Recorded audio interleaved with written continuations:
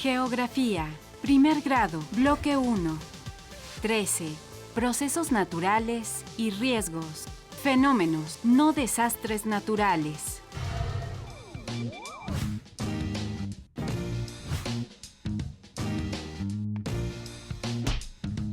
Gracias por acompañarnos. Estamos elaborando un video impactante.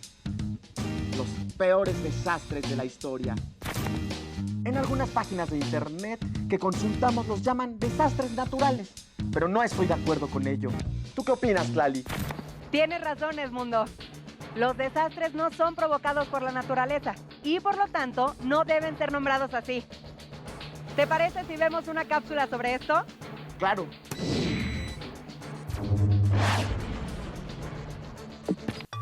Los fenómenos naturales forman parte de los ciclos de la naturaleza y cumplen un propósito en ella. Cuando impactan de manera negativa sobre los seres humanos, comúnmente se les llama desastres naturales. Sin embargo, esto es un error porque no son originados por la naturaleza. Los siguientes conceptos permiten aclarar tal confusión.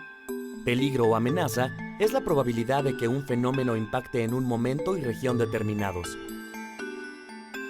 Existen dos tipos de peligro. Los naturales, como huracanes, erupciones volcánicas y sismos.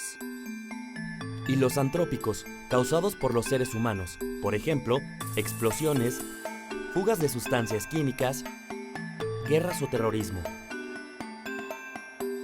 Vulnerabilidad es la capacidad insuficiente de una población para anticipar, hacer frente o recuperarse a los efectos de una amenaza.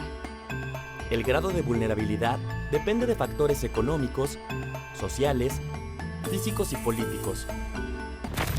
Aumenta en condiciones de pobreza, marginación, discapacidad, desinformación e inseguridad. Y disminuye si existen recursos, aptitudes y organización para afrontar el peligro. Riesgo es la probabilidad de que una amenaza tenga consecuencias dañinas. En otras palabras, es la suma de un peligro más la vulnerabilidad de una población.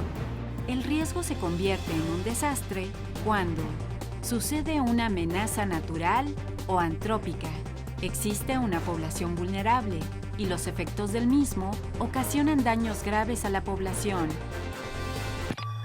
La vulnerabilidad hace la diferencia entre un fenómeno y un desastre.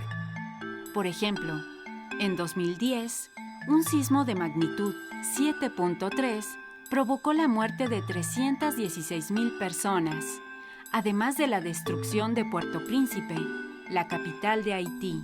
Ese mismo año, Chile vivió un sismo de mayor magnitud e intensidad que el de Haití, pero con menor número de víctimas. La alta vulnerabilidad de la población haitiana, condicionada por la pobreza, la falta de preparación ante riesgos y una deficiente infraestructura del país, hizo la diferencia. En situaciones de desastre, es importante desarrollar resiliencia. Este término se refiere a la capacidad de adaptación de la sociedad para afrontarlo, tanto para prevenir y resistir el desastre, como para recuperar su cotidianidad. Un entorno favorable con instituciones fuertes, Sistemas de información y alertas sobre fenómenos, reducción de riesgos y vulnerabilidad mediante la prevención, así como una respuesta oportuna ante los riesgos, favorecen la resiliencia de la población. Los desastres dependen de la preparación de la sociedad frente a un riesgo. Efectivamente, decir que los desastres son naturales es ocultar la responsabilidad humana en ellos. ¡Claro! Una población también es vulnerable si sus actividades han alterado el ambiente. Por eso los invito a identificar los riesgos que hay en su comunidad y a pensar cómo podemos crear una cultura de prevención. Así es. Gracias por invitarnos a participar, Clali. ¡Hasta pronto! Nos vemos en el camino.